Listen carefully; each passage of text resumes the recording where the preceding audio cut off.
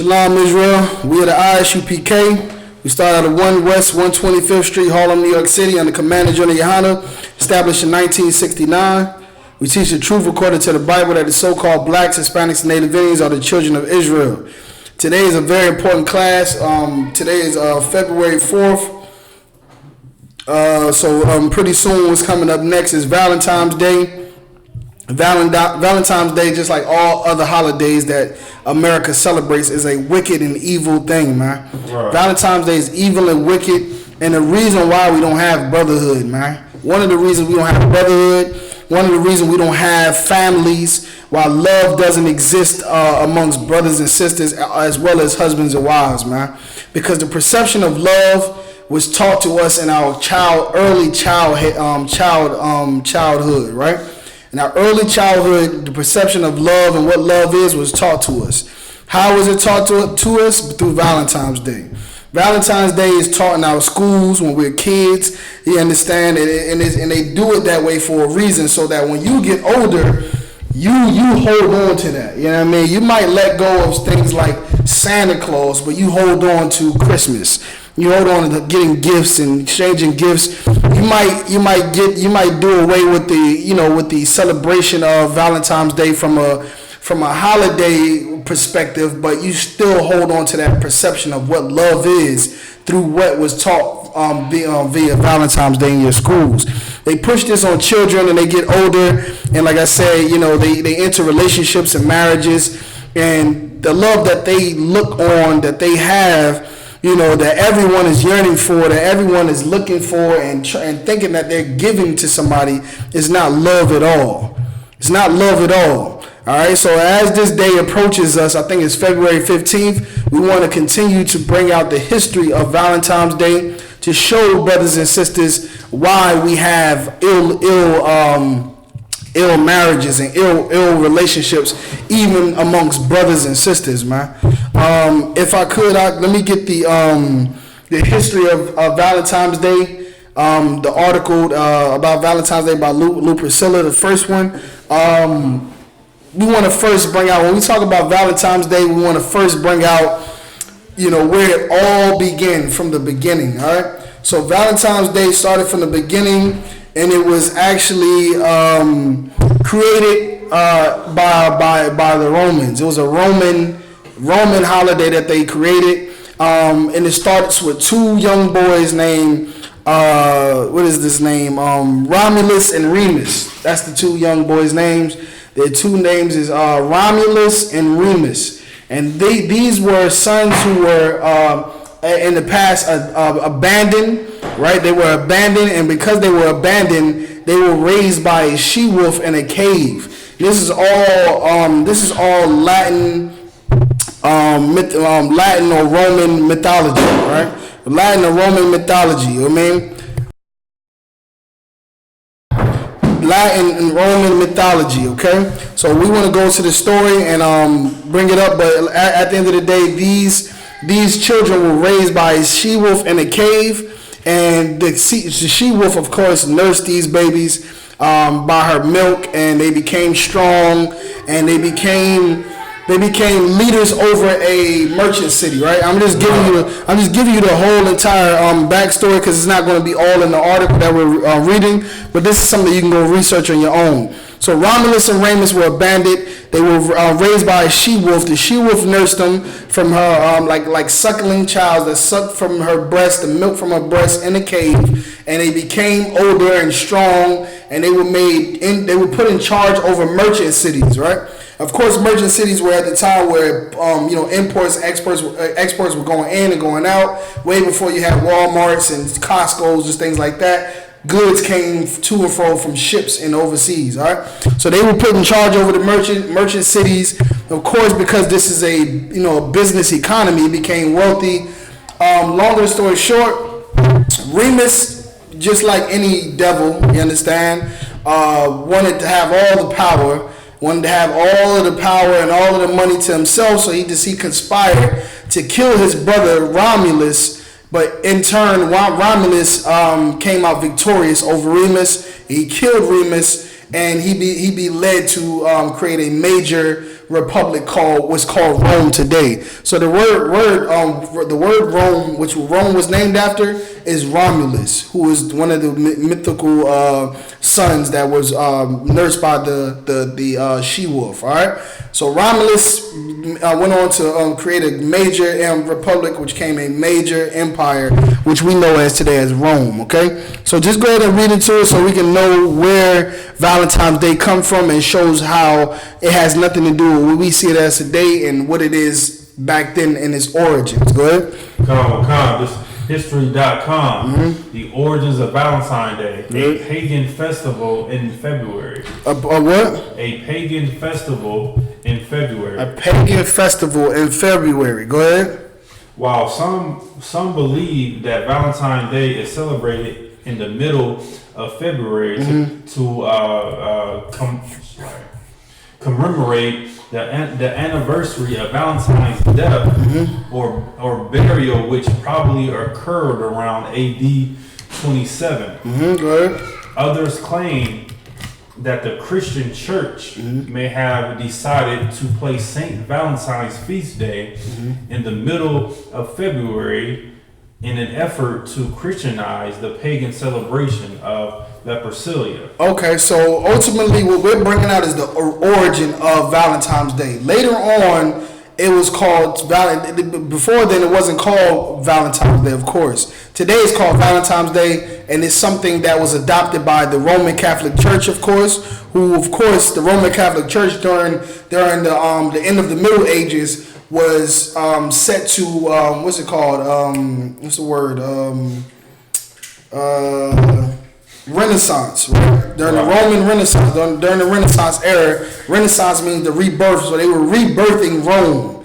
That's where the Roman Catholic Church comes from.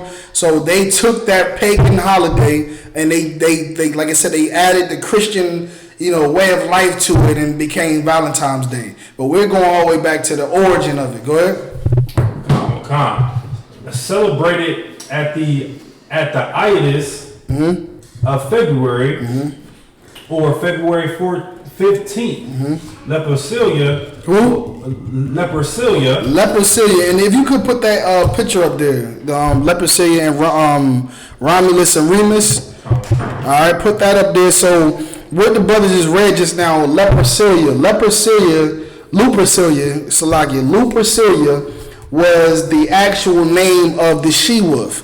Lupri is the Latin word for wolf. Okay, that's the Latin word for wolf, Lupri. All right, so Lupercilia was the actual wolf's name that nurtured or suckled, Romulus and Remus. Okay, now bear with me because this history, when it comes to these names and different things, when you get into these different empires and cultures, can become a bit of a tongue tie, but nonetheless, we are the scholars in the UPK. We have the information of all of the empires, including the empire of Israel. All right, so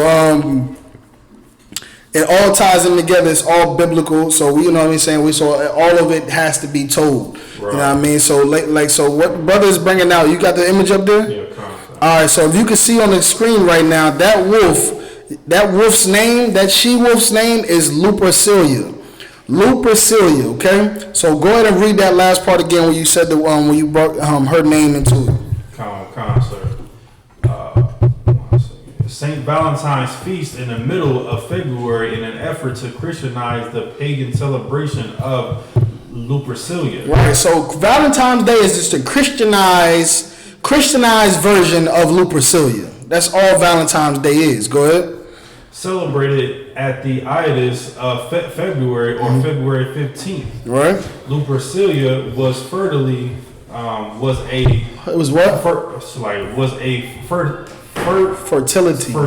festival. All right. Dedicated to Faunus. Okay, to Faunus. So that's another god as well. That's another Greek god, Faunus. Faunus is known for the apples. I think Faunus's favorite fruit, or this is all mythical, Greek mythology or Latin Roman mythology. Excuse me.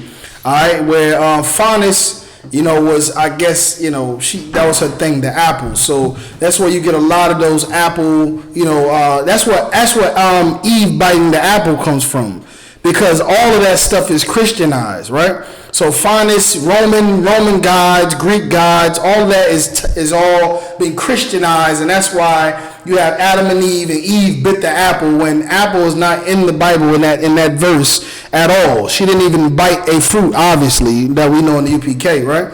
So that's where it comes from, because finest is the apple. That's where you get the big apple, and give the teacher an apple, the teacher teach on the apple a day, and all of these things about apples. You know what I mean? So that's who fondness represents. You can go look up fondness. You know what I mean? But just to go back a little bit, because we missed something very important that has a lot to do with what Valentine's Day is all about. All right. So read that part again about what kind of holiday or festival it is. Sir. Mm-hmm. It's a fertility festival. That's the word I'm looking for, fertility. And that's a lot of things we hear about when we hear about pagan holidays. It's a lot to do with fertility, right? So this is a fertility festival, right? Luke Priscilla, go ahead and tell me, Mardaki, take a guess, and if anybody online wants to guess what Salagi, what fertility means. What is fertility?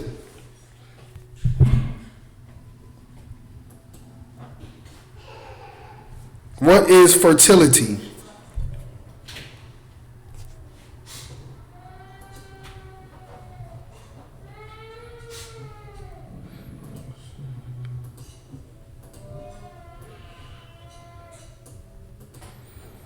What is fertility? It's saying this is a fertility festival.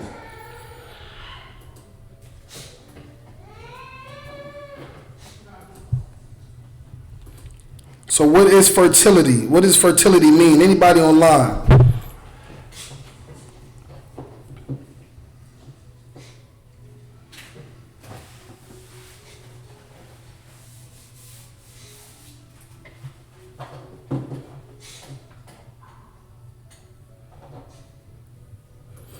What is fertility? All right, so for the sake of time, go ahead. You want to say something? I was just about to say is as far as the when a female is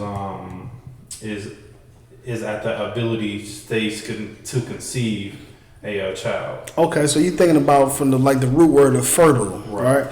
So that of course. Fertile is when a woman is able to have a baby, right? Or when she's, at the point of being able to conceive a baby, or, I think I'm using the right word. But this is before the baby, which is sex, all right? Right. So ultimately, fertility is sex. It has to do with sex, okay? Sex is what fertility is. You understand? Sex, all right? So read it one more time, Baba Kushar. Yeah. So Saint Valentine's feast day in the middle of February, in an effort to Christianize the pagan celebration of Lupercilia.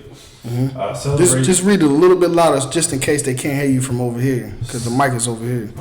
Celebrated at the I.S.U.P.K of February, or February 15th, Lupercilia was a fertility festival. So Lupercilia was a fertility festival, and at the end of the day, that's what Valentine's Day is all about, man.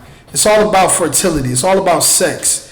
That's what it's all about. This love that you talking about, like people think that love today is, the wrong thing. It's they don't have the right perception of what love is. So when we talk about Valentine's Day and what love is, this is what Valentine's Day is all about. Lupercilia in the celebration of this fertility festival was all about sex. It's all about sex. You understand? Like you think about what we see today when Valentine's Day comes around. It's sex. You know what I mean? Exchanging of gifts and chocolates and things of that nature. But ultimately, there's going to be sex, and there's a want for sex. So read that part one more time, Baba Kushar.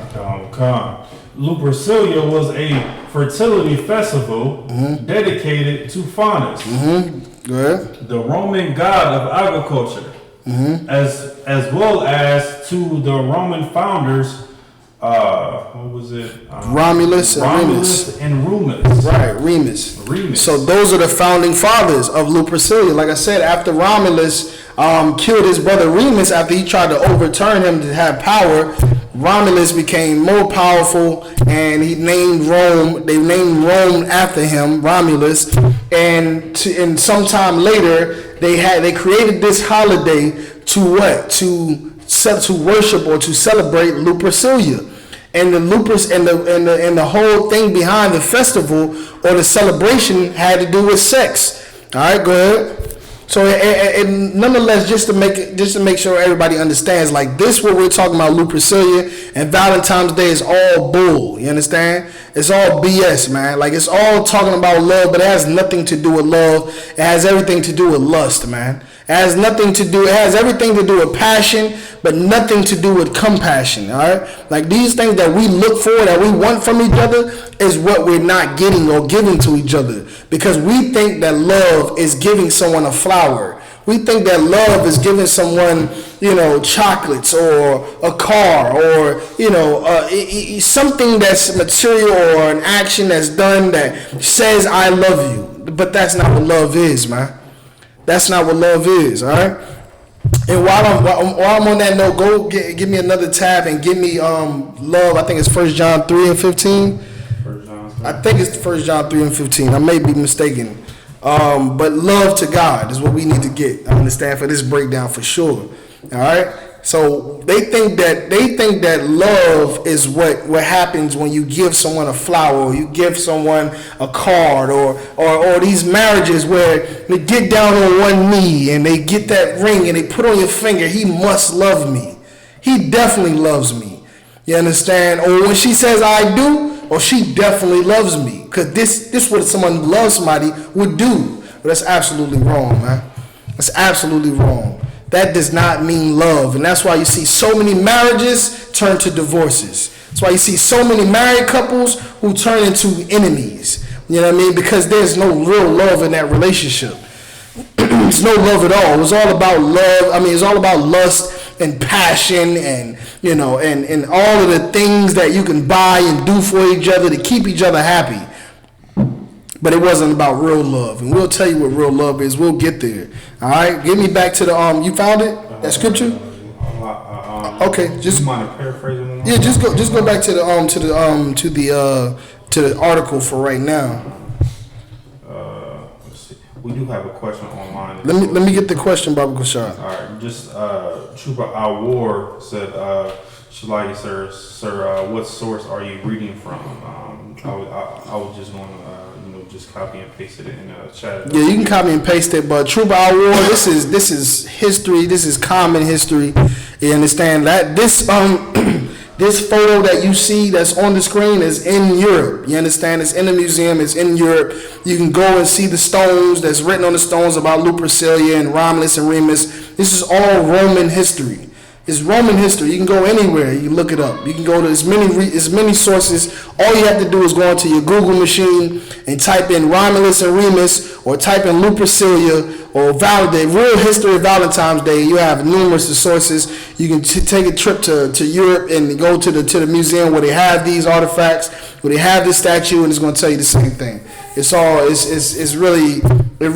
really common history. You can go look it up yourself. All right. So, if I could, Baba Kushar, let me get back to that article, Baba Kushar.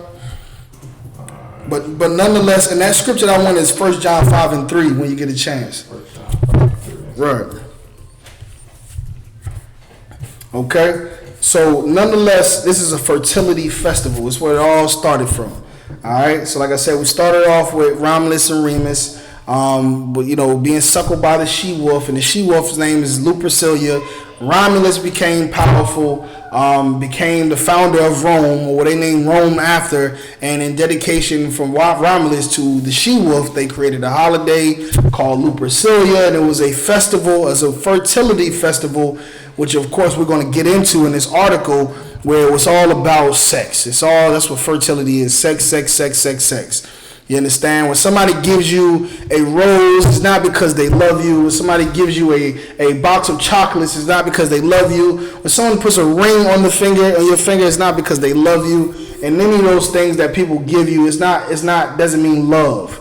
All right, but what they do want to do is they do want to have sex with you. They do want to have sex with you. They do. That is true. All right, they want to have sex with you. They will give you flowers, and hope to have sex. They will give you these things and hope to have sex, or to put a ring on it to make that pussy his pussy forever. You understand? But that doesn't mean he loves you. Okay. All right, go ahead and give me what you got. All right. Back to the article on history.com. To begin the festival, members of the leprosy and order of Roman priests. Order of the Roman priests, go ahead. Would gather at a sacred cave where the infants Romulus and Remus, the founders of Rome, were believed to have been cared for by a she-wolf. Right. So in this time in Rome, they were going to the cave where they believed that Romulus and Remus were nurtured by that she-wolf to do what? Go ahead. The priest would sacrifice a goat. So they would sacrifice a goat. Go ahead. For fertility. For fertility. Go ahead. And a dog. For purification. For purification. So these are the practices of what we would call today Valentine's Day, where priests, Roman priests would get together and they would gather what? Goats and dogs and to kill them and slaughter them and take their blood to do what? Go ahead. They would then strip the goat's hide into strips, dip them into the sacrificial blood, and take it to the streets. You understand? And take it to the streets. So they would take the blood and take it to the streets. All right?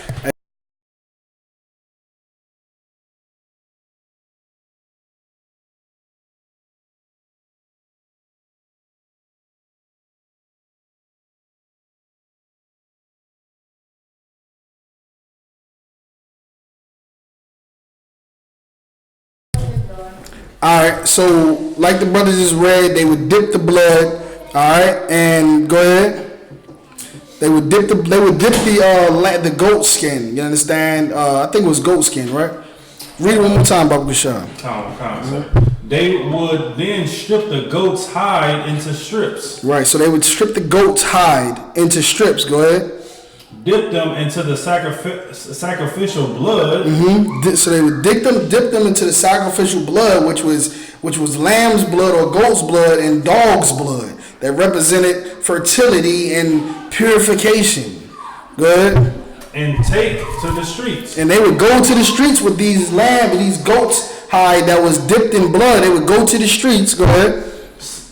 Gently slapping both women in crop fields with the goat hide. And they would just go around just taking the hide and slap them on women's butts, slap them on the women's face, all over the women's body, and go to the fields and slap the fields, thinking that this was going to make the fields grow and make the women attractive and, make them, desirable. And women wouldn't even, fight against it. They would be there like, with their arms open, their heads high, to be slapped in the face with goat skin that was dipped in blood.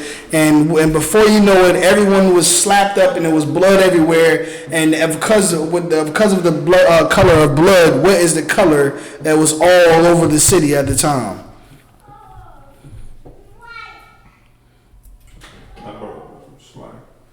Go ahead. Red. That's correct. It's red, and that's where that red comes from in Valentine's Day. You see that these women, they like to wear red on Valentine's Day. Some men even do it too, but a lot of the theme of the colors in Valentine's Day is red. You understand? Huh? Oh, no, probably because I muted it when I was talking. But I muted it. If you see me do that and I'm talking, I muted it. I'll just tell, you know what I mean? But it's no sweat. All right, so that's where the red comes from, okay? The red comes from the blood, the goat and the dog blood that was, on the lamb skin that they smacked women on the face and the butt and they were dripping in blood, and the fields was dripping in blood, and blood was everywhere, and it was red everywhere, and that's what that red that's still held today with that tradition of that celebration today. All right, so that's where all of that comes from. That red. All right, so of course we're talking about a lot of things. See, when it comes to these holidays in America, even the traditions, everything about America, period, is all modeled after different societies and different cultures. Over time. Like something that was created so many thousands of years ago, over time continued to happen, but it adopted, more and more of the cultures that were surrounded or accepting it or that was brought in each time period. Okay, so a lot of what you see, like right now, we're talking about the red where it comes from in Valentine's Day. Then we'll get into where the hearts come from. Then we'll get into where Cupid comes from, and where all of these layers of things is from different cultures and that adopted this holiday and added on to it to what you see today as Valentine's Day, to what you see today as Christmas, to what you see today as Thanksgiving. You understand? What you see today as Halloween.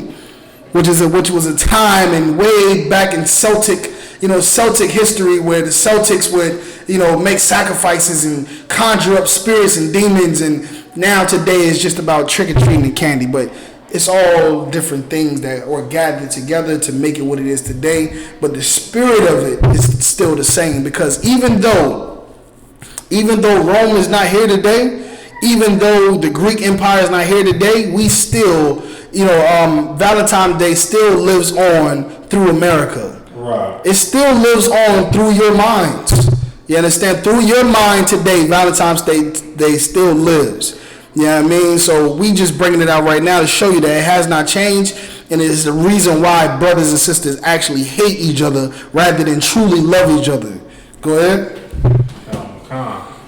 Far from being fearful.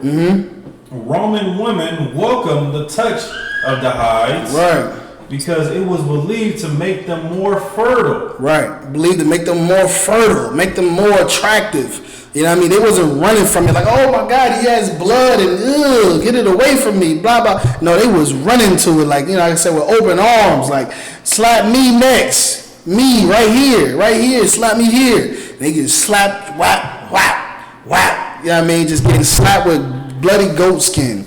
You understand? Now, some of you today wouldn't want to do that, I'm sure. Right. But you definitely don't want to let go of Valentine's Day, even if it is the foundation of what it is today.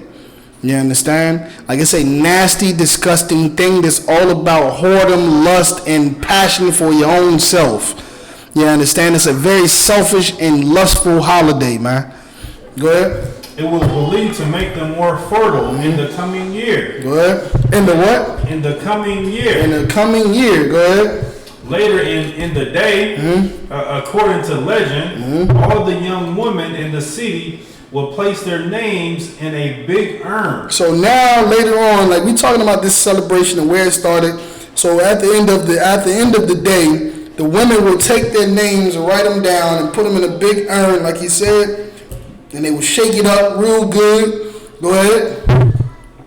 The city's bachelors. Now the bachelors who were, the men that were eligible and the men that were available, that wanted to be, a part of this festival, which was all of them, every single one of them, whether they were married or not. Go ahead. Will each choose a name. You know what I mean? So that each one of them will each choose a name. Go ahead. And become paired for the years with his chosen woman. Paired for the what?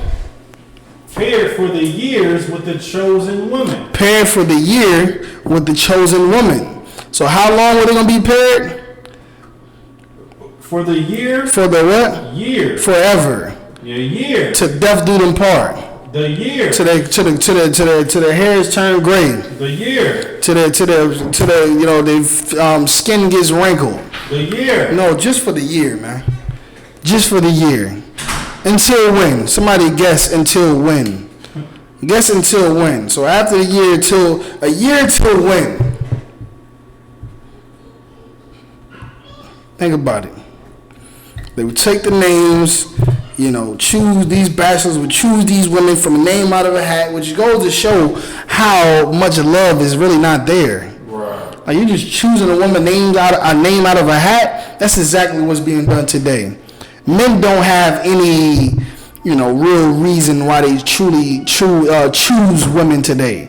It's not because she's a good wife and she's wifey material. She has good she's family oriented. No, it's because she has a big butt. She looks good. She smells good.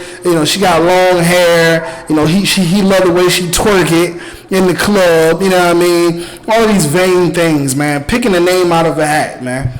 So they picked the name out of the hat. Out of the urn, and they would be connected with this woman. Read the last part again. Mm-hmm. The city's black bachelors would each choose a name and become paired for the year with his chosen woman. And they would be paired for the year with this chosen woman for the year. All right. So what does it mean? So to the year till when is the question that I want to know. Till when?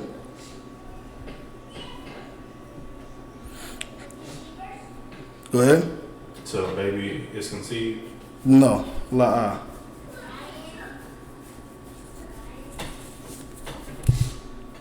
So what's happening right now?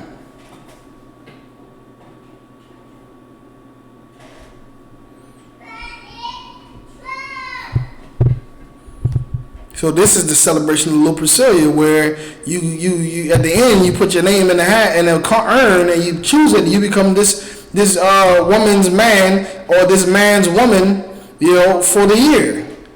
And it's really for the year until when? Until next Valentine's Day. That's what it is. Till next Little Priscilla.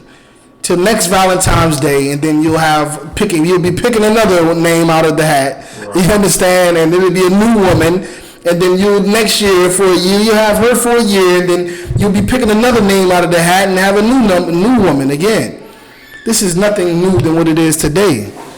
Valentine's Day come around, brothers get left, sisters get thrown away. It's because she didn't do what she was supposed to do. He didn't get me the gift he should have got me, or his love didn't trump the love that he had for last year when he bought me this diamond ring. Now he's just giving me a flower, and and Jerome has been trying to give me a house for the last 6 months. I think Jerome loves me more. So I'm going to go be with Jerome. How can I be with him? And how can I be with this man and he's not giving me enough love? Because that's what love is all about, today. Love is not something real at all. People leave each other and say, you don't love me, or I don't love you, or gauge themselves on what they do for one another based on based on this kind of love. A material thing, or a false gesture of lust. Because he's sexually attracted to me, he loves me. The way he has sex with me, I can tell he loves me. The way she sucks it, I can tell she loves me. The way she goes down and she suck it like she loves me. No, that's not what love is, man. You understand? And that's why she'll be sucking another man's rod next year. Right. You understand? That's why he'll be in another woman's ribs and having you, on the side of the road, tossed to the side, because he'll be throwing you away for another woman, which is also a part of Roman culture, that monogamy, right? Monogamy also is Roman culture, where it was said that a man can have a man or a woman can only have one husband or one wife at a time. Right. So anytime, that doesn't mean they can have one man forever or one woman forever, but just at a time. So anytime he decides that he wants to have a new woman, then he has to get rid of his first woman. Or if she wants a new husband, then she gets rid of her old husband, or her current husband, I should say. You understand? Which is also an act of hate, and it's against God in the Bible, because marriage is forever. Okay, so this is all Roman culture that we live by today when it comes to marriage and monogamy, when it comes to Valentine's Day, when it comes to a lot of different things. Like I said, it's a lot of things America has formed itself off of, from Roman culture, from Greek culture, from Egyptian culture. That's why you see the pillars in front of the White House. That's why you see the pillars at the memorial, and all that. All of these government buildings with the pillars, and they got the obelisk in Washington D.C. and obelisk in South Carolina, obelisk here, which is obelisk is the long stone tower that looks like a needle kind of, that sits out in Egypt, but we have it here. That's why you see a pyramid on your dollar bill, because they've founded themselves, or based themselves from all of these different ancient empires. But to you, blacks, Hispanics, and Native Indians, these things that we take on in America that are essentially taken up from Roman or Egyptian or Greek Empire are all of the things why the Lord destroys us every day, man. It's why we have single parent homes everywhere you look. You understand? Brothers that are on child support, that are in jail, locked up. Women that have kids without no father. You know what I mean? It's single parent homes was like 80% these days. You know what I mean? It's why we have, so many brothers and sisters that are on drugs and so on and so forth. So it's a lot of why we're destroyed. A lot of the things that we suffer today are from following these other cultures. The Lord said, go not into the way of the heathen and choose none of his ways. He gave us instructions, and some of the instructions that were given to us were in the time of our captivity under these same people. Under the Romans.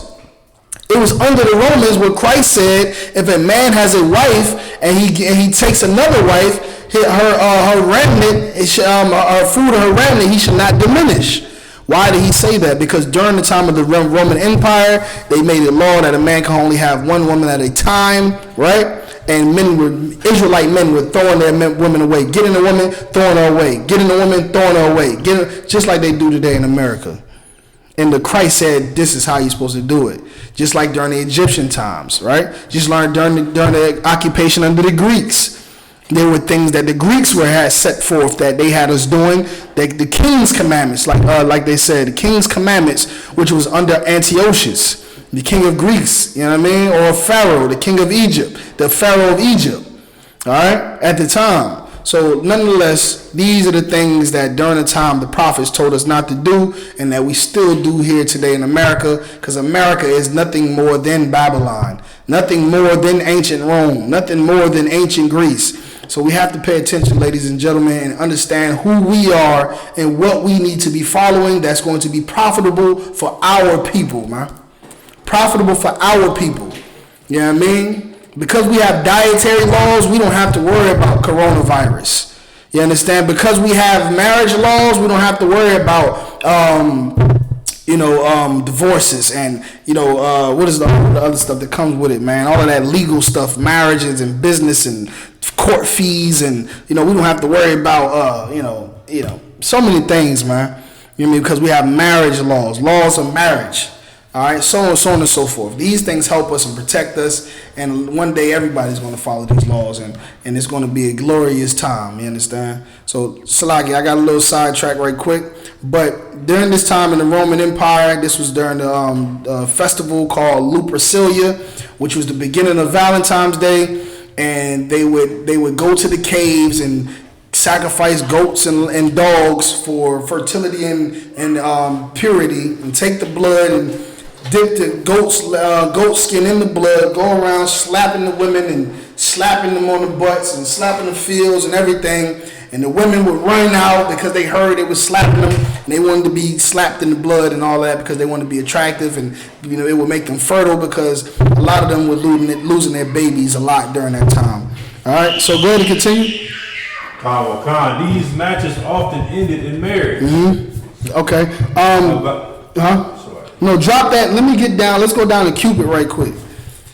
Just give me Cupid article and where Cupid comes from really quick. You understand? Let's get Cupid right quick. All right. So Cupid is also a god. You understand?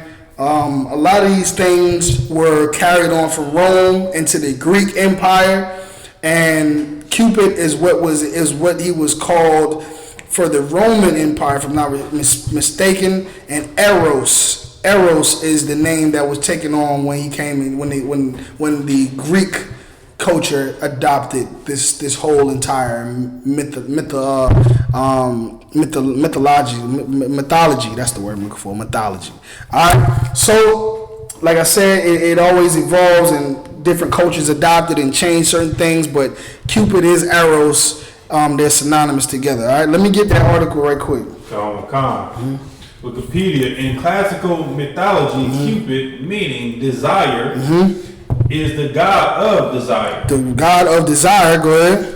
Erotic love, attraction, and affection.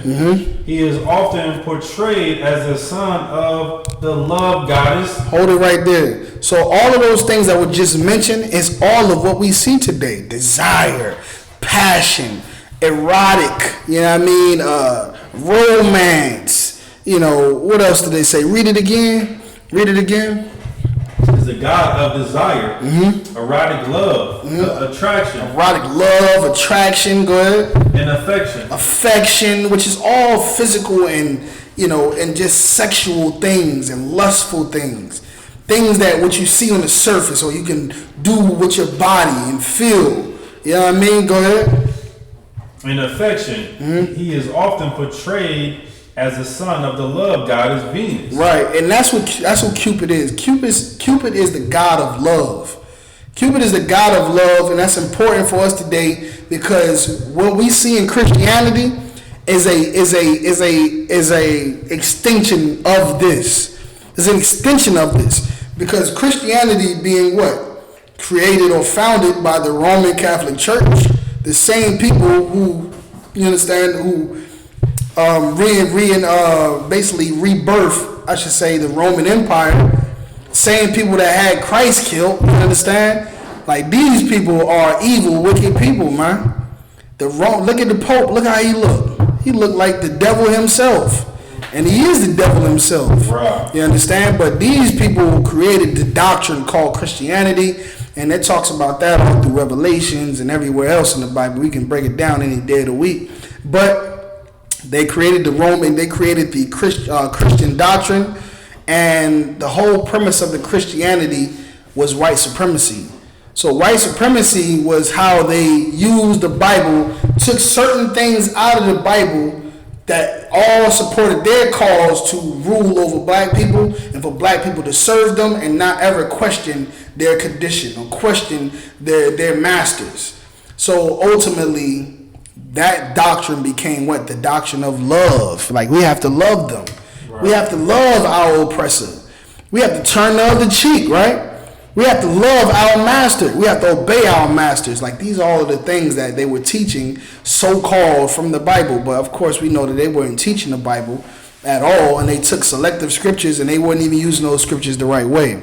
It was a misinterpretation, and it was used to enslave our people. But nonetheless, this right here is what we're talking about. Cupid, or the god of love, you understand, was represented by desire and love and attraction and, you know, all of those things. And that's why today we show love by doing that. We show love by sex. We show love by flowers. We show love by attraction. You know, your beautiful eyes and, you know, your beautiful lips, and you look at your curves and, you know, all of those things that don't really mean love at all. You understand? Like, wonder why women are, you know, having so many bodies, sleeping with so many different men. Men have so many bodies, sleeping with so many different women, throwing them away and not giving a damn about them. But every one of them was love in the beginning. It was love. I love you, girl. But I love you, boy. Boy, I love you. You love you. This love. And they're thinking they know what love is and all happy and really just blinded by lust to find out that this person does not love them at all. You understand? Because if a man loves his woman, he will never throw her away. If a woman loves her husband, she would never leave him. All right? That's a part of real love. All right? And we're going to get into that. But let's finish this first, and then we'll get that scripture, okay? He is often portrayed as a son of the love goddess Venus and the god of Mars. He is also known in the Latin as amor, which means love. Right. His Greek counterpart is Eros. Right, Eros. That's it. So it says his Greek counterpart is Eros. Eros is the what's the word? I don't know what origin the language is. It might be Latin. Does it say if it's what origin? It just says Greek. Okay, so it's the word Eros is where the word erotic comes from. Erotic, okay? Erotic comes from Eros, but Eros is just Cupid. You understand? It's just the Greek counterpart of him. You understand? So go ahead. Although Eros is generally portrayed as a slender-winged youth in classical Greek art, during the Hellenistic period, he was increasingly portrayed as a chubby boy. During this time, his iconography acquired the bow and arrow. All right. That it's iconography, which is just a photo. It means photo, like icon, or something like a picture or artifact, or some art basically. It was pictured. What does it say? It depicted as what? As the bow and arrow. The bow and arrow, and that was what the whole myth was of Cupid. If he hits you with the arrow, then you'll fall in love, and blah blah blah, which is all a lie. You understand? It's all a lie, and it's all tied into the false, teachings of what love is, because we're talking about a people who are the most biggest sexual deviants in the earth. You understand? The same people who are having men have sex with other men, and having, pedophilia sex with children, and, incest, sex with their family members. Like, you talking to, these are what the Romans, this is what the Romans and the Greeks and all European society is comes from. You understand? So all of these things of their perception of love and what love is, that's why you have stories like Caesar Borgia, who was the second son of the sixth Pope of Rome, you understand, who was he was an incest. He had incest he had sex with his sister. He was also a homosexual. And this is the man who they painted as Jesus Christ, who you see every day, that white Jesus. That's Caesar Borgia, man. You understand? And that also was during the time of what? The Renaissance. Right, so during the Renaissance, they were doing what? Whitewashing all of the pictures of the true priests who were always depicted as black. So they were whitewashing them, and during the whitewashing of them, changing them pictures of Moses from black man to a white man, changing the pictures of Adam and Eve to black people to white people, so on and so forth. They changed Jesus Christ from a black man to a white man, and specifically they painted him after Caesar Borgia. So this is the Roman Renaissance, but nonetheless, these people are deceivers and they are sexual deviants, man. They are the devil that the Bible speaks of. All right, and Valentine's Day is garbage, man. Is garbage. Like I stated before, Valentine's Day has nothing to do with love, but has everything to do with lust. You understand? The brother, sisters, and this is and during the time, like General Muhammad said it best, man. There's sisters that are absolutely retarded. You know what I mean? Some sisters who are absolutely retarded, right. And because brothers have a sister who is absolutely retarded, every time Valentine's Day comes around, he's terrified because she might go to work one day and Jerome will be there with a flower, and because she's so stupid and so retarded, she's going to think that Jerome really loves her. And because she's been arguing and fussing with you all day, every day for the last year, Jerome must love her because he has a flower, and because he gives her a flower, and because she's so stupid, she thinks that Jerome is going to be able to offer her a better life than the one that you offer for her. Right. And then she finds out that Jerome just wants to have sex as well. That's what she finds out later on down the line, that she threw her husband away for Jerome because he loved her, because he gave her a flower. He told her he loved her. He said it. He said, I love you. The way he looked at me, the way he talked to me, the good things. I would go home to my man. He would argue every day because the bills, this and the bills, and we lost the job and the kids and everything. But Jerome was always there for me to talk to when I needed somebody to talk to.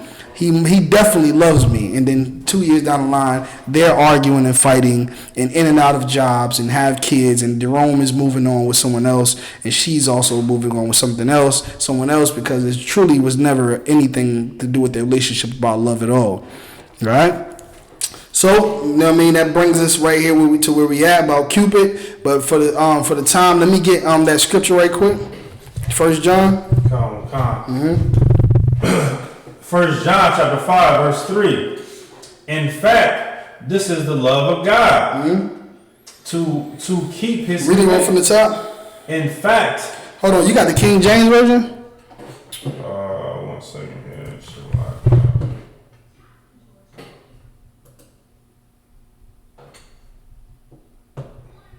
Okay, kind of. 1 John chapter 5 verse 3.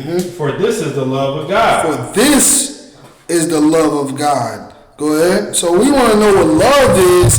We can go back and forth every day and talk about what love is to me. Oh, your love is like, like Sunday morning. You know what I mean? Your love is like, I'll go to the moon and back. I'll bring you the moon and, here because I love you. I'm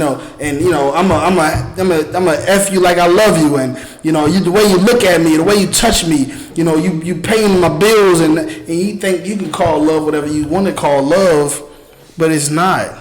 But this is real love.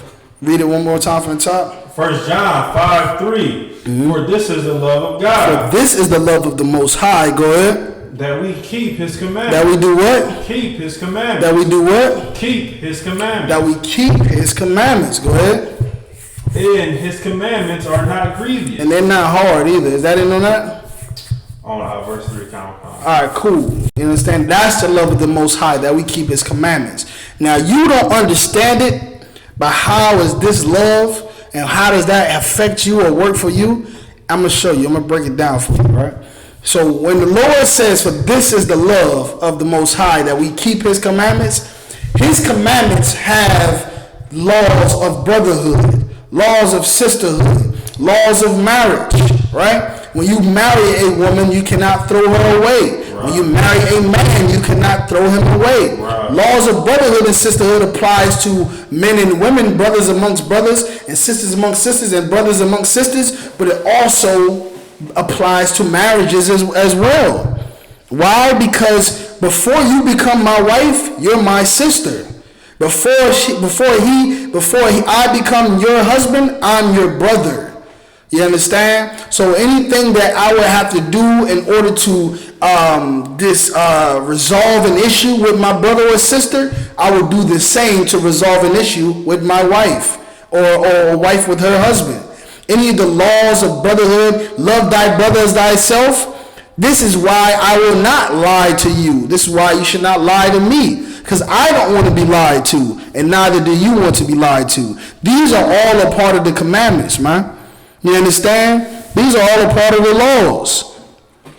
If you have an ought with your brother, go to he and he alone. That helps, because when sisters have an ought against their husband, the first thing she's not going to do is call mama, or call her sister, or call the Jerome who gives her all the flowers, or gives her all the compliments at work. She's going to go to her husband and go to him alone. This is why this is real love. This is why this is real love.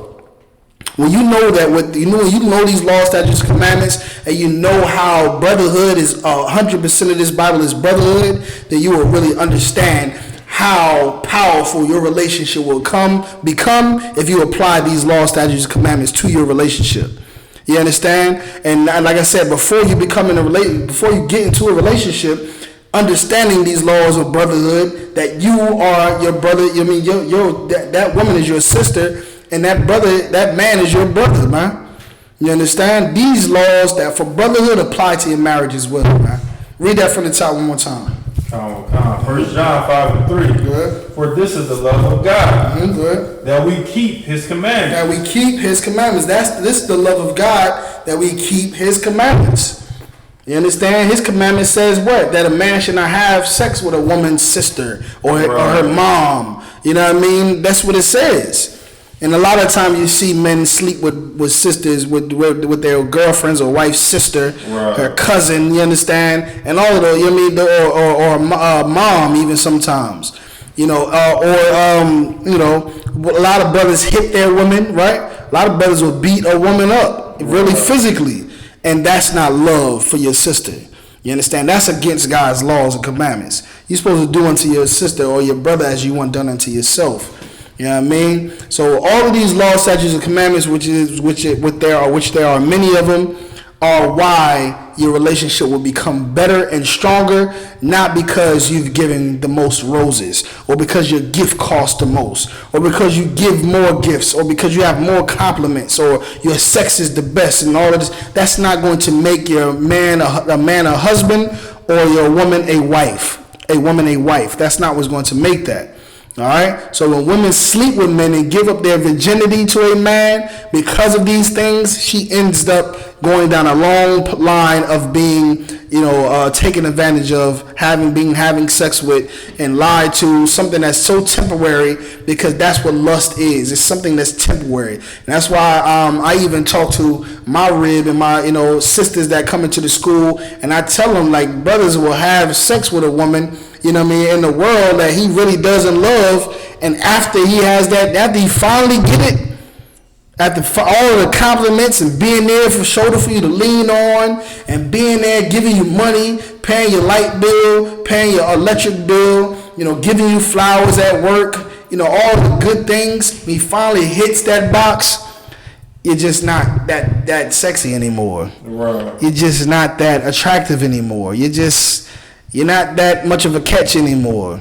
You know what I mean? And that's because all those things that you were getting were just lust. Right. And now that nut has been gotten, now it's back to reality. Right. You understand? If it was love, then it would have been a totally different. Let me get Proverbs 3:12. And it would have been totally different. See, sisters and brothers alike, you know what I mean? Because this also has to do with brothers being brothers to one another, or brothers to sisters, or sisters to brothers. Just a family thing that we all as a nation need to understand what love is for one another. Because if a brother knows what real love is and follows the love according to the Most High, then what won't he do? He won't have sex with his brother's wife. He won't go and try to pursue his brother's wife. So when that woman who is so stupid that he's married to goes to work, Jerome is going to leave her alone. Right. Because Jerome loves his brothers. Right. That's why. She's not going to be there with the flowers on her desk, sitting there with the card in them, waiting for her to get there to reveal them, and you know what I mean, and be like all blushing and cheeks is trying to figure out who's her secret admirer. Everyone to know that this is a black man's wife, and she's taken. We should leave her alone, because that's what real love is. We don't want nobody sleeping with my wife. Do unto others as you want done to yourself. So all of these great things that so-called great things that we take up because of stuff like Lupercilia, stuff that we take up because of so-called Valentine's Day and Cupid and Eros and February. You understand? February is also a god as well, and that's what they that's why how they connected Lupercilia and February, right? And they made Valentine's Day in the month of February. That's where it comes from, you know what I mean? The whole holiday being celebrated in February. So all of these things being meshed together is what you get your perception of love from, and you get misled and taken advantage of, and you end up 6 babies later, 5 baby daddies later, 5 child support cases later, 5 criminal domestic violence cases later. All these things that we get into, man. Single parent homes, raising kids on your own, which is a very stressful and a big burden. You understand? Whether it's for a single man parent or a single father or a single mother, either way. You understand? A child needs his mother and father, and quite frankly, You understand? A father needs help from the mother, and the mother needs help from the father as well. Right. You understand? It's an equal responsibility that helps out a ton. You know what I mean? But because you don't have that, because you think that this is love, because he pays the bill and he don't never argue with you, or you think that's love. But God said, for this is the love of the Most High, that you follow His commandments. And go ahead and go get further into what love is to the Most High. Go ahead. Proverbs chapter 3, verse 12. Proverbs chapter 3, verse 12. Got a couple more things I want to bring out about Valentine's Day. Really quick. Actually, once you get that up, let me know. Okay, pull up for me Titus first name, last name. It should say Titus and Lucian. Titus, his last name is Puyo, which is Titus, and then Pullo, and Lucius Versernos, I think it's pronounced Versernos. All right, these were Roman soldiers, because we're still talking about Rome, and a lot of what all of this Valentine's Day comes from. All right, so long story short, because like I said, there's many articles and many accounts of how it happened, and more little details and different things, but just to break it all down, Titus Puyo and Lucius Versernos, right? These were two Roman soldiers that fought for Rome, of course, you understand? But they were gay, right? They were gay soldiers, and during this time, it was pushed for soldiers to have sex with one another. It was pushed for soldiers to have sex with one another. Why? So it's called what's it called? What is it called? I think it's United Cohesion or something like that. United Cohesion, something of that nature. The whole idea was this: that if these soldiers would just have sex with one another, then guess what? They would love one another and they would fight harder for their lover. You see what I'm saying? No different than a man and a woman being together, and because this is my woman and I've humbled her through sex and marriage, if something was to happen to her, I'm going to put my life on the line. I'm going to stand in front of a bullet for her. You know what I mean? I'm going to do, and that's what they wanted the relationship of these soldiers to be like, so they could fight harder for the man standing next to them who is their lover.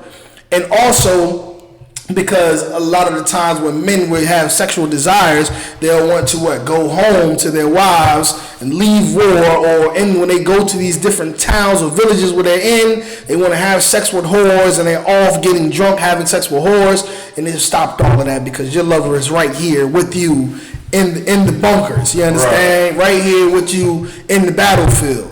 So you don't have to never leave the battlefield. Everything you need is right here. And they would fight for their lovers, you understand? So this was also a part of the Greeks, which was came over through the Spartans, right? So the Spartans, most of us are familiar with it through the movie 300, the 300 Spartans. So the Spartans were actually European men, you understand, were actual Greeks, and they were actual homosexuals. You understand? They were true homosexuals. They were doing the same things, having sex with each other, the soldiers having sex with one another for the same reason, to have this united cohesion, where everything you needed was right here. Your lover is here. You don't have to leave. You're going to fight harder because this is the man that you want to protect, to keep alive. So everybody understands that, all right? So now, just to get on speed, so Titus Puyo and Lucius Versernos. Do you have the name pulled up? How am I pronouncing it right? Because I want brothers and sisters to look it up. It's Titus Puyo and Lucius Versernos. Yeah, I see. Let me see here. So it's Titus Puyo and Lucius Versernos. Versernos. Something of that nature. You get it. Like I said, these names, you can look it up. You know what I mean? But nonetheless, So what happened was most effective. You know what I mean? It worked for them. They were fighting for each other. Their lovers was there. Like I said, this is a part of their culture of being homosexuals and sexual deviance. All about love and lust and passion for one another. And they did it all through all of these different cultures, whether it was Romans, Greeks, the French and Italians, and blah blah blah. You know what I mean? So nonetheless, they were at war, and Lucius had witnessed an enemy harm Titus. So Lucius witnessed an enemy harm Titus, and because that was his lover, because Titus was his lover, he immediately got angered, went over to the enemy, and stabbed his enemy in the chest out of love for Titus, his homosexual lover. You understand? Stabbed the enemy in the chest. What he did after that was cut out the heart of his enemy out of so much anger for how he harmed his homosexual lover. He took his enemy's heart out, and he took the heart and he gave it to Titus. Right. He gave it to Titus, an actual beating heart. And if I could get that actual beating heart, a heart, like a real heart, put on the screen. He cut the heart out of that enemy and took the heart and gave it to Titus, his homosexual lover. And today, this is where giving someone a heart comes from. That's where it comes from. It comes from the story of Titus and Lucian. And because it was at that time such a valiant and horrific and just a romantic or passionate gesture, it was looked at as something that should be done for ages. If you love someone, you would give them a heart. You understand? And that's where it comes to. So anytime you give your woman a heart, you understand, or woman, you give your man a heart. You give the kids. It comes from this, the story of two gay lovers. You understand? And this is why we bringing these things out. You don't know these things because we just look at stuff for face value, like we said. We learning this stuff as children in school. Valentine's Day, Christmas, Thanksgiving, Halloween, and even the things in the Islam and Jewish bar mitzvahs and Kwanzaa and what else they serve some other. I don't really get into Islam, but they celebrate. So it's an Arab's religion. It's an Arab's religion, and they celebrate things differently. They do things differently. And we learn and are taught these things through being Christian, and we take on those things. We learn them from kids, and it sticks with us, and it's the reason why we're still acting like children. We don't have anything tangible in our mind or anything mature in our mind to truly help us have mature relationships with one another, to have fruitful, healthy lives.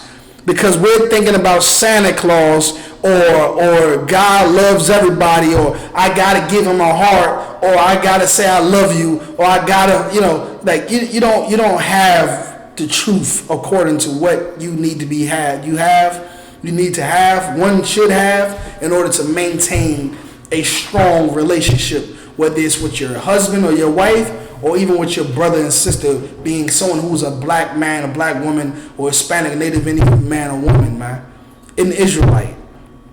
Okay, so nonetheless, Titus and Lucius is where the story of where your heart is given to your lover. So today we foolishly still celebrate Valentine's Day because we did it all our lives as kids, and we give our woman a heart, we give our husband a heart, you give your kids a heart, your daughter and your son, and they grow up to be homosexuals and whores.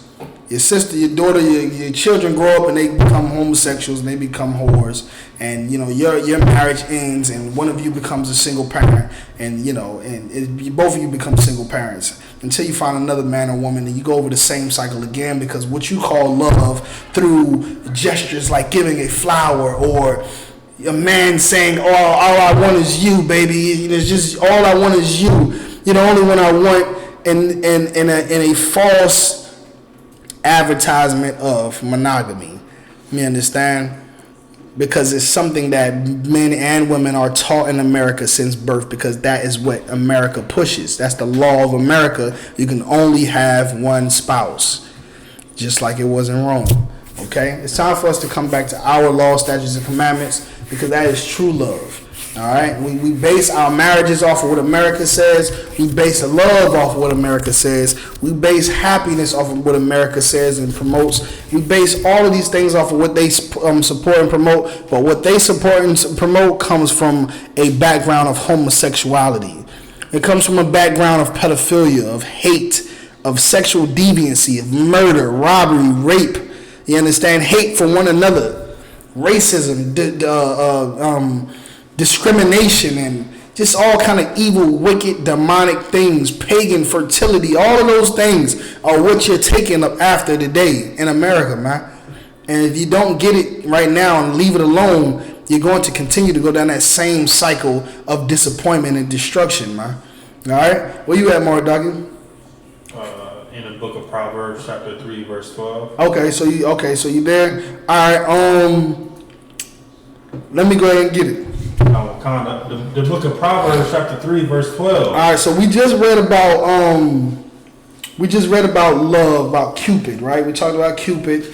We talked about Titus and Lucian, you know what I mean, who were gay lovers and Roman soldiers, and how they displayed love through cutting out their enemy's heart and giving it to them, you know, a beating heart, which is not even how the heart looks today, right?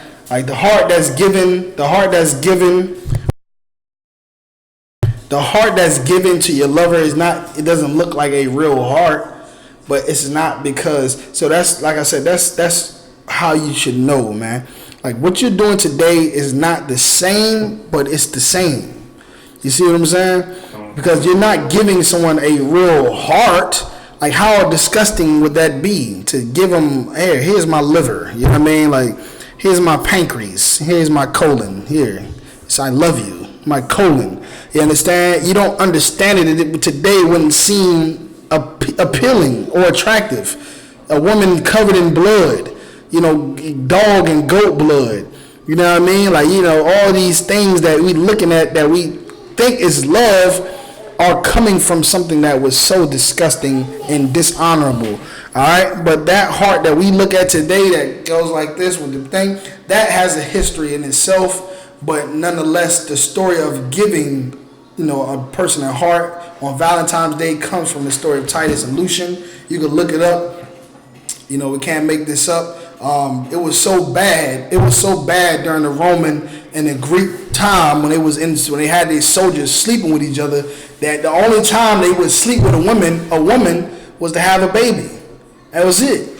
And not only did they had to you know, force themselves to have sleep with a woman just to have a baby. She had to be dressed like a soldier.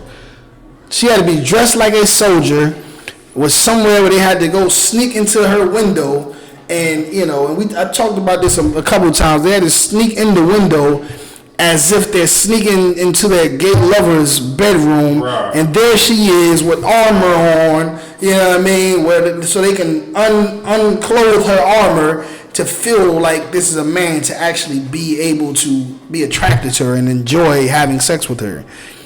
Like, this is all of what we're coming from, ladies and gentlemen, brothers and sisters, Hebrews and Shebrews. Like, this is absolutely a disgusting, wicked nation that we serve under, man. They're taking up things of their forefathers that were absolutely disgusting and rearranging it and calling it something else for black people and us and all us other people, blacks, Hispanics, and Native Indians, to find it appealing and to find it acceptable. But these things are the things that angered the Lord. Because the Lord said, I hate and despise your feast days, to go not in the way of the heathen and choose none of his ways. You understand? This is what the Lord said, man. You anger the Lord because these things are man-made. Valentine's Day, Lupercilia, you know, Halloween, you know, Thanksgiving, or all of these, you know, Christmas, you know, the worship of Nimrod and so on and so, like all of these different layers that come from it, like I said, from different empires, different cultures, and it's all evil, man. All right, so Lockie, but we just brought out what love was according to what they see it as and what they teach today through Valentine's Day. But we just read also what love is to the Most High.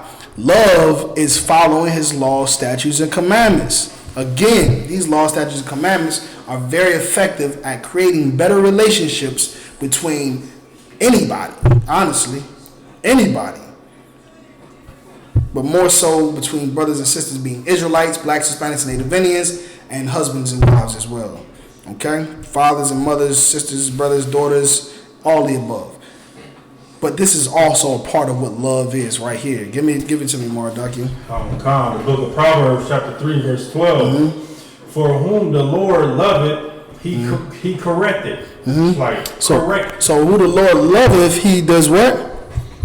He corrected. So for whom the Lord loveth, he correcteth. Right? So basically, if he loves you, he'll correct you. And this is what real love is. What is he correcting them on? What is he using to correct them? He's using the law, statutes, and commandments. He's saying, don't eat shrimp, pork, crab, and lobster. Why? Because you're going to get gout. You're going to get high blood pressure.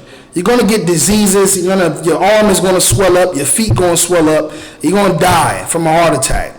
You understand? Don't be a homosexual. You're going to get AIDS and every other foul thing. Don't eat anything. Eat what God said to eat, because if you don't, you're going to have the coronavirus. Right. You understand? You're going to have the coronavirus. So on and so forth. There's many things the Lord told us not to do because he loves us. And because he loves us, he corrects us when we're wrong. This is a part of the real love that people that want real love don't want to accept at all. They don't want somebody that's telling them what to do, someone that's creating all these limitations for them. I can't dress like this. I can't go out on these days, or I can't eat what I want to eat. I can't, all these things. And we see it a lot of times. Women always think they're so gorgeous and so bad and blue and blah, blah, blah, and every crazy thing that comes out of her mouth. Real last just give F by the nigga. You understand? All of these lyrics and stuff that women sing and portray, that women say and portray, that ultimately end up with them in sorrow and grief, and destruction and pain and burden and suffering. Same thing with men too, man. Men chase after these women, talking about what love is and what kind of woman they want, and she's a rider and this and that, but they come to find that she is a whore. And now he's married a whore, and he wonders why he's on child support, why he has herpes. You understand? He's wondering why she's leaving him right now, right, when things are at his worst. He just lost his job and she's leaving him. Why? You understand? So when you really just be quiet and sit down and think about what you really, really need, this is what you need. You need laws and commandments. You need instructions. You need limitations. You understand? You need those things. You need correction. You know what I mean? You need correction. Correction is good for you. The Lord say he loves who he corrects. Right. If you love somebody, you're going to tell them, listen, don't do that. Why? Because it's going to harm you. You know what I mean? It's going to harm you. It's going to be bad for you. You tell your woman to cover up her ass. Why are you telling her to cover up her ass? Because women look at it as, he's trying to control me. Right. He's trying to make me something that I'm not. He's trying to hide me and keep me to himself and hide me. No, sis, that's not why. It's because there's men that are riding around in white vans, right, that are watching you and plotting on you every day. Right. And the more ass they see, the more money they see, right, the more lust that they see. And they're going to jump on you and throw you in the back of a van, right, and have you stripping in shoes for a stack a day and getting nothing but drugs to get high, to be able to get through all the rape that you're going to endure. All right. So nonetheless, besides that, there's other men that are going to be drooling all over you, and because they think love is flowers and compliments, you're going to have millions and millions of flowers and compliments. And because you think love is a flower and a compliment, you're going to leave your man and so on and so forth, just to get with a man that's going to ultimately not love you. So you understand the circle, right? You see the consistency in the circle of what we think is love and how it ends our relationships and puts us in relationships that's really going to end as well. All right? Right. So nonetheless, correction is what we need. Sisters, brothers is telling you to cover up your behind because they're protecting you, man. You know what I mean? Just like any brother that has a sister that's dressing half naked and he goes out like, You know what I mean? Like it's you've seen it before, brothers that got sisters. You know what I mean? You're not gonna let your sister go out there with no half of behind out, walking up and down the street. You know, sisters, same thing. Like when it comes to brothers, like brothers do that sell these drugs and stuff like that, man. A lot of sisters see these brothers selling drugs and be like, damn, like, brother, you destroying your life, man. You selling these drugs and they ain't right. You know what I mean? And it's true. Like, we shouldn't be selling drugs. But the Bible also says that a virtuous woman will provide for a husband so that he has no need to spoil. So a lot of women can be the reason, you understand, why these men are not in this condition. So at a time where, the feminist movement is being pushed in order for what? Black women or women to be put in an all-time high or on a pedestal or have so much power and authority, women misuse their authority and their power. You understand? You should go into these corporations and climb the ladders and get these corporate jobs and master's degrees and get all that money. You should bring it home to your husband. You definitely shouldn't look at him as somebody small because you have so much more money than him. You should definitely not look at him as a failure because you have more money than him. No, because that's what they want you to do. Because the reason why he's less fortunate is because the same corporation that made you rich keeps him poor. Right. You understand? Keeps him poor, and they fill your head up with this, I don't need no man, and the men ain't shit, excuse my language, so that you can go home and perpetuate that same miseducation to your man, or to all brothers. But again, you sisters need to start understanding the truth about what we're dealing with in this country called America. Right. These people who run America or these oppressors are the devil that the Bible speaks of. You understand? That run these corporations, that run these religions, they are the devil, man. You know what I mean? And you are our sister, and we are your brother. Right. And we need to help one another to defeat our oppressor more than one way. You understand? While brothers is cleaning themselves up, going to camp, going to class, learning and teaching and shedding themselves of the world and becoming strong and better leaders and righteous leaders, because the only people that are allowed to be the priests are men. Right? So we're going to go clean ourselves up. At the same time, you sisters get into these corporate offices, get into these banks, get into these doctors, lawyers, whatever you want to do, get into that system, get that money and bring it back. We're going to pay them tithes. We're going to build campsites. We're going to get vans. We're going to get a school. We're going to feed the homeless. We're going to, create our own bank account, and we're going to have our own economy, and black people are going to be free from the oppression of the devil, man. All right? So that's what real love is. Love is order and decency, correction, laws, commandments. That's what love is. You understand? Read that one more time, Baba Gashar. Proverbs chapter 3, verse 12. Mm-hmm. For whom the Lord loveth, he correcteth. Good. Even as a father, the son in whom he delighteth. Yep. Let me get Hebrews 12 and 6. Let me get Hebrews 12 and 6. We're going to talk about real love, man. Like I said, what these homosexuals have done in the past in Rome and in Greek, and all of the monogamy and homosexuality and everything else, flowers and arrows and it's all a bunch of baloney, man. It has nothing to do with love, and we take those things on, and we end up in more one bad relationship after another, man. It always starts off good. You wonder why it always starts off good? Because sex is good, right? And then you nut, and then you're back to reality again. That's what this love is. It's sex and a nut. You understand? That's what it is. And once that nut comes, you guess what? Sometimes you get a baby out of it. And then now, because all you have left from this relationship is the baby and no husband or no wife, now you're a single parent. Because all you have left after that nut is herpes, you understand, and no wife or no husband, now you're just stuck to be with herpes by yourself. Now after you had sex in that nut, now you're stuck with just a wicked woman who has your child that's going to put you on child support. You understand? You put all your so-called money and your time into this woman, into this man, for them to soon come, for them to leave you. And now you're back to square one again, because that's all what love is in this place. You understand? But love to the Lord is more potent, man. It's more real. It's more structured.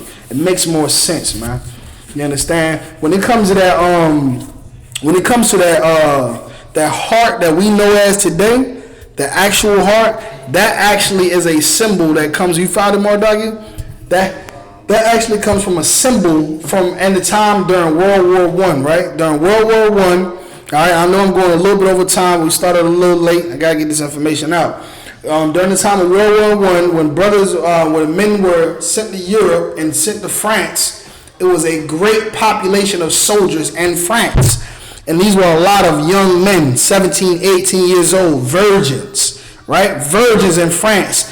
And just like any time when you hear, you got to think of like these 100 or 5,000 or however many amount of young soldiers that come and sent to France, the whores come out and even triple the amount. You know what I mean? No different than what we see today, right, Mark Doggett? When the CIA come to town, right? CIA, you got Jeezy in town, you got all of these men, these young bachelors or rich men, and what happens? Also comes the whores too.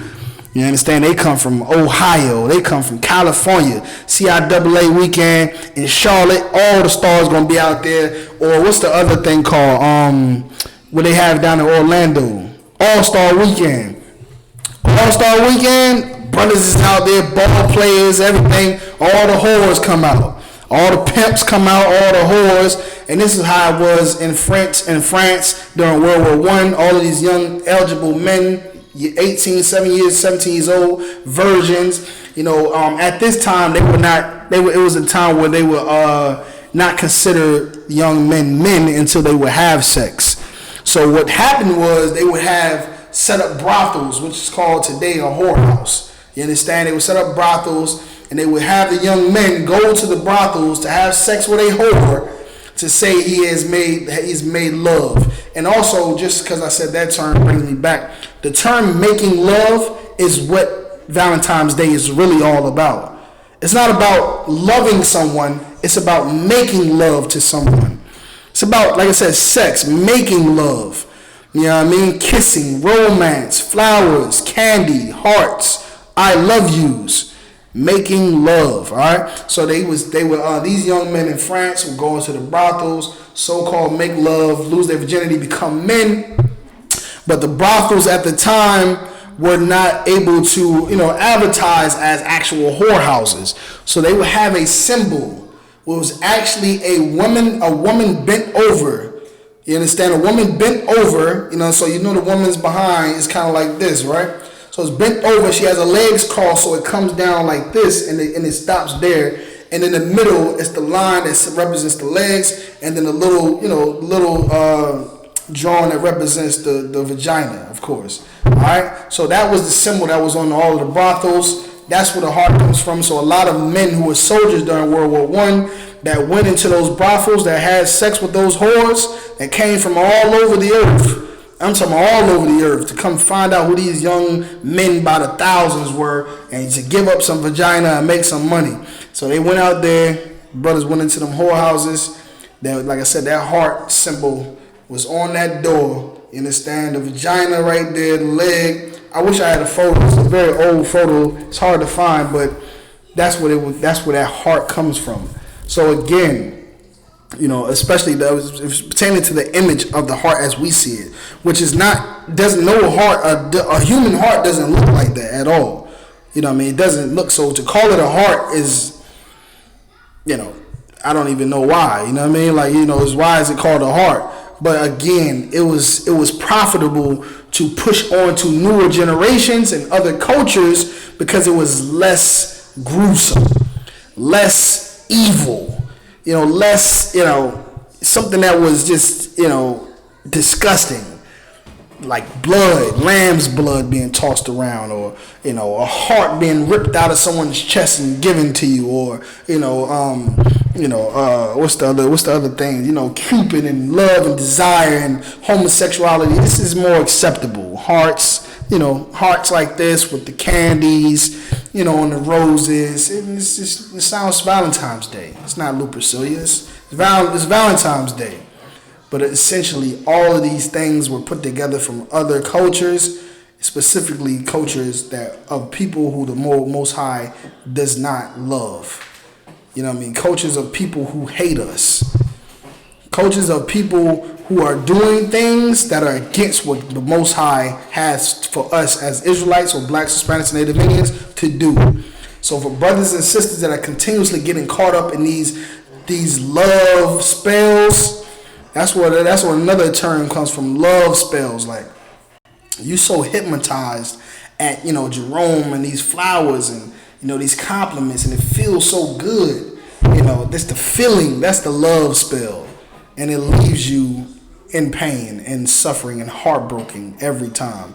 You understand? And you wonder why the I.S.U.P.K has these laws, statutes, and commandments, and we teach them thoroughly, and we correct the brothers and sisters. And why we even gone further to have a 6-month rule and a courtship time and all of these things, because we understand what it takes to truly be a wife, what it truly is to be a husband, right, and what you need necessary need to be a good wife or a husband.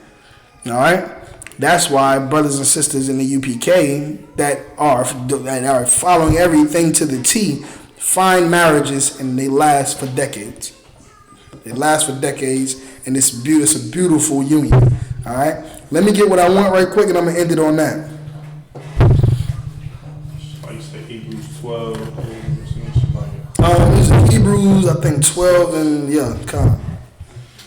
The book of Hebrews, chapter 12, verse 6. Mm-hmm. For whom the Lord loveth. Mm-hmm. So here we go again. So for whom the Lord loveth, go ahead. For whom the Lord loveth, he chastises. He chastises. Whom the Lord loveth, he chastises. Like, it's for brothers and sisters too. When brothers and sisters get chastised or correct, that's the part of the relationship that they don't like. That's the part that turns them off, that rubs them the wrong way, like they say. That gets up under their skin, like they say. Right, Mark Duggan? Right. You got it under my skin. You done rubbed me the wrong way. What you mean I can't do this or I can't do that? What you mean I can't wear this and I can't wear that? What you mean I can't go here and go there? What you mean? It rubs them the wrong way. That they totally forget that you actually love them. You really do love them. Because if you didn't, you wouldn't tell them nothing. You would tell them exactly what they want to hear. Right. If you didn't love them, and that's what you see every day by these men, every day by these women, you understand? Because truly, when a man or gives you flowers or tells you what you want to hear, it's not because he loves you, but because he wants to make love to you.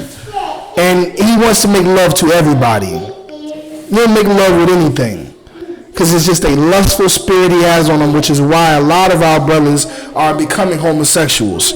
Which is why a lot of our sisters are becoming homosexuals. You understand? And this is what we see every day.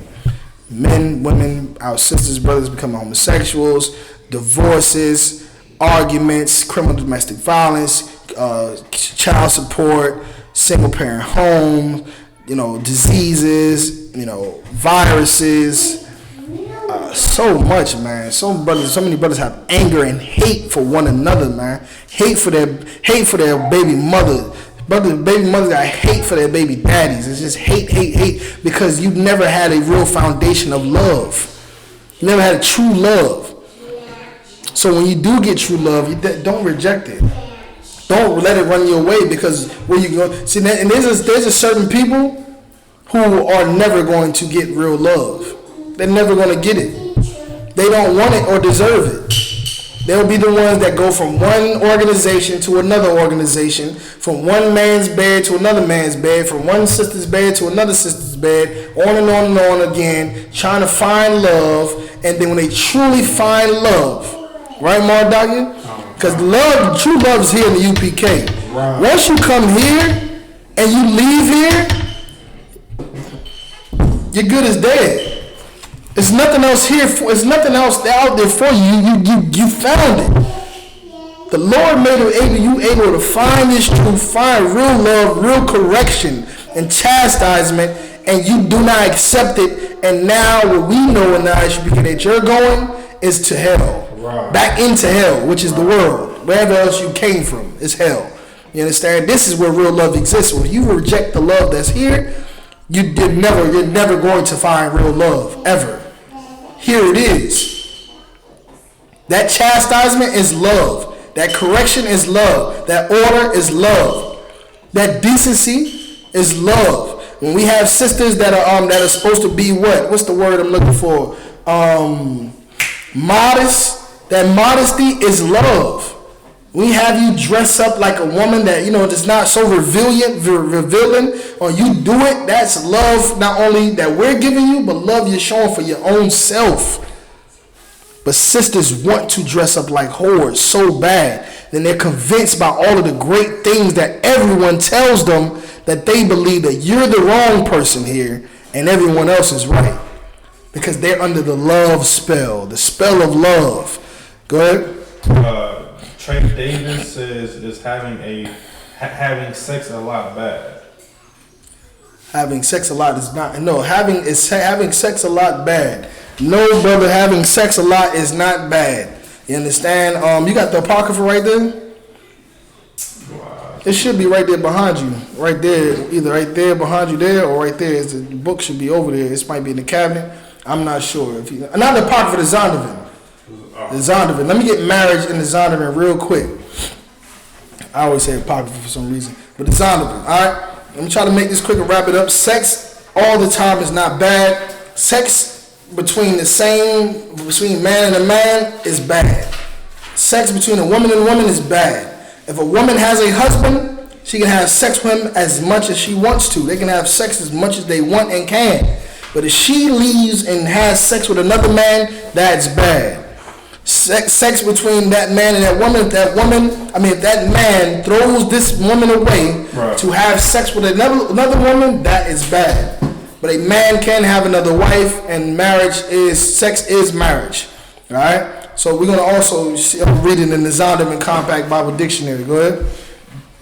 This is Zondervan Compact Bible Dictionary. Good. Marriage is an intimate personal union to which a man and woman consent. Hold on, consent, because a lot of people in these fake Israelite groups and these churches think that you can rape a woman.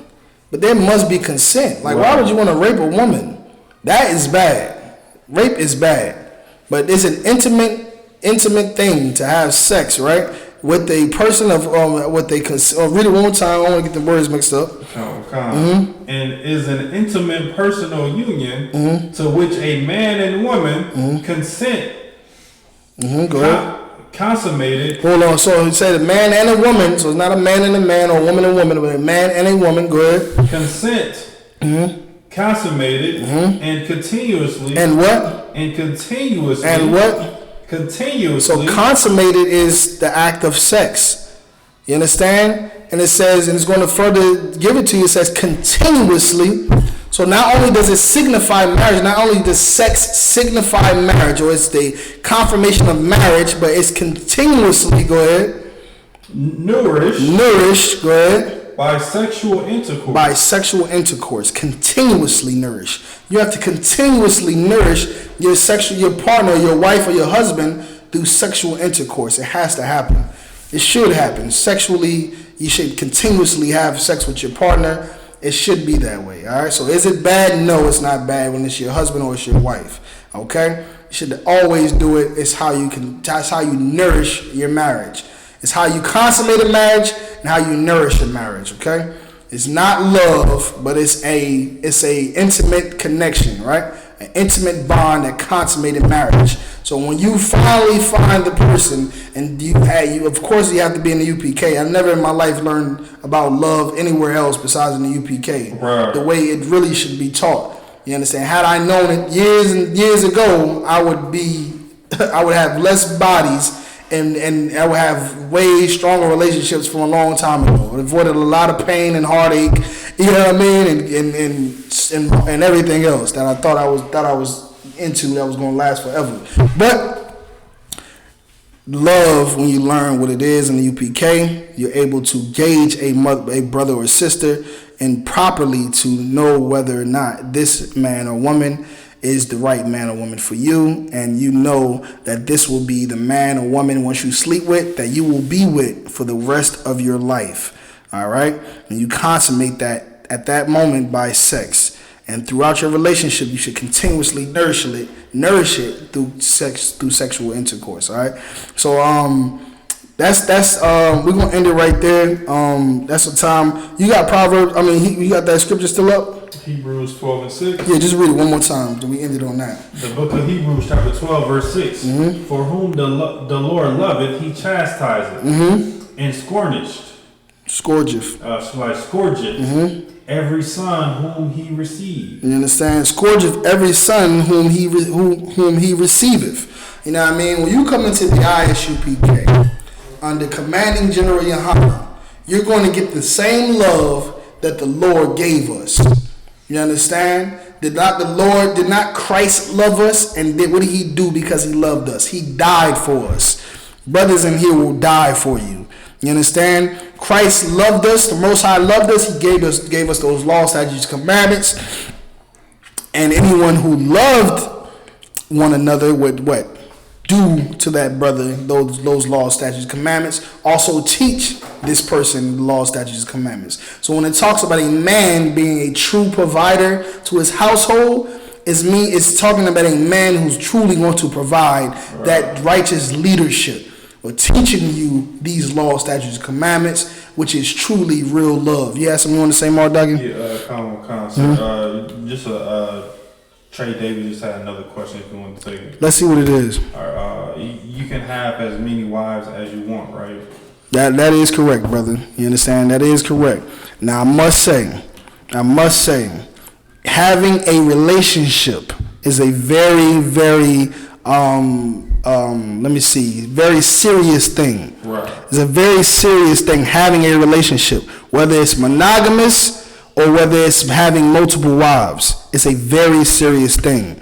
There are some brothers who do not need to have more than one wife, that should only have one wife, because it is a task that they might not be able to fulfill, because it's not just as simple as having multiple wives. Right. Every wife you have, just like having one wife, is a responsibility.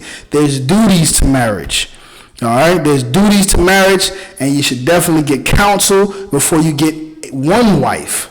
You understand that, right, Trey? You should definitely get counsel before you get one wife. Come into the school, get your Hebrew name, shed yourself with the world, do your 6 months, get permission to court a sister, have counsel on how you should, what you should look for, because that's also part of what love is, and that's having, like I said, that true leadership that's providing you with this wise counsel, with these laws, statutes, commandments, and that wise counsel to help a brother and sister to not enter a relationship that they're going to regret for the rest of their lives. Something that they're going to get into and be able to have fun, love, and be happy and nourished for the rest of their lives. So yes, you should get counsel before you get one wife, and so on and so forth. It's a very important and serious thing. A man can have more than one wife, rightfully, according to the Most High.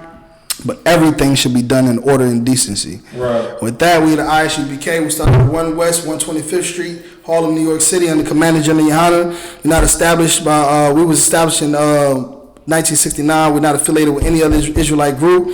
We teach the truth according to the Bible that the so-called blacks, Hispanics, and Native Indians are the children of Israel. With that, shalom. You ended it? Not yet. All right, I'm pass the class over to Precinct Officer Mark Docia so he can get these announcements. It's very important. Shalom.